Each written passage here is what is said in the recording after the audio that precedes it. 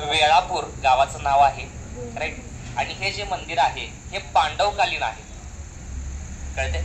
म्हणजे सांगायचा मुद्दा म्हणजे काय, आज तर आपण बघतोय हे वेळापूर नाव कसं पडलं, याच्या मागे एक दंतकथा अशी सांगितली जाते. काय सांगितलं ते, एक बकासूर नावाचा राक्षस होता, हे सगळ्यांना ऐकून माहित आहे का, राईट.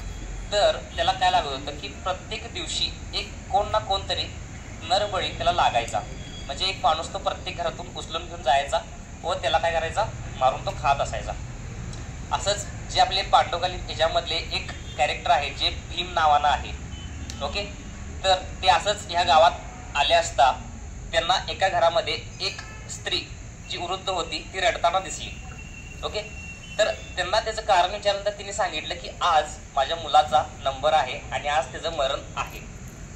तर भीमाने काय केलं, आज जो राक्षस होता, राईट, त्याचा काय केला मृत्यू त्या ठिकाणी घडवून आणला. आणि त्याच वेळेला ती जी वेळ होती, राईट, त्या मुलाच्या आयुष्यातली जी वेळ होती ती पूर्णपणे तिथं जी होती मरणाची ती थांबली. त्यामुळे गावाचं नाव पडलं वेळापूर, ओके. अशी एक स्टोरी आहे. त्यानंतर जर आपण बघतोय तर आतापर्यंत आपण जेवढ्या पण महादेवाच्या पिंडी बघितल्या असतील, बरोबर आहे, शिवलिंग बघितले असतील, हे आपले पॅटर्न तुम्हाला माहित आहेत, ते सगळ्या बघितलेत. पण ह्या ठिकाणी तुम्हाला काय वेगळं दिसलं का, बरोबर आहे. अशी जी मूर्ती आहे ही तुम्हाला पूर्ण भारतामध्ये किंवा पूर्ण जगामध्ये कुठेच पाहायला नाही मिळणार आहे, राईट. आता आपण बघतोय की अर्धनारेश्वर नटराज जे आपण म्हणतोय म्हणजे की बाबा एका साईडला अर्ध शिव आणि एका साईडला पार्वती, बरोबर. पण हे नंतर नंतर कदाचित मॉडिफाय होत आलेलं असणार आहे. पण जे ओरिजिनल रूप आहे, राईट, त्या एका नावाचं, तर आपल्याला ते या ठिकाणी बघायला मिळतंय. आता ही जी इमारत आहे, राईट, कधी पण मंदिरात जात असताना हुंबऱ्यावरती किंवा जो आपला एक हे असते गाभारा आत जायसाठी त्या ठिकाणी गणपतीचा एक मूर्ती किंवा फोटो असतो, राईट. पण ह्या ठिकाणी तुम्हाला ते दिसणार नाहीये. तुम्ही जर निरखून बघितला असाल तर या ठिकाणी तुम्हाला गजलक्ष्मीची मूर्ती दिसेल.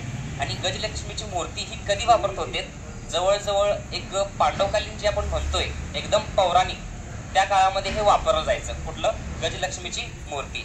त्यामुळे एक सिद्ध होतं की हे भरपूर पुरातन मंदिर आहे.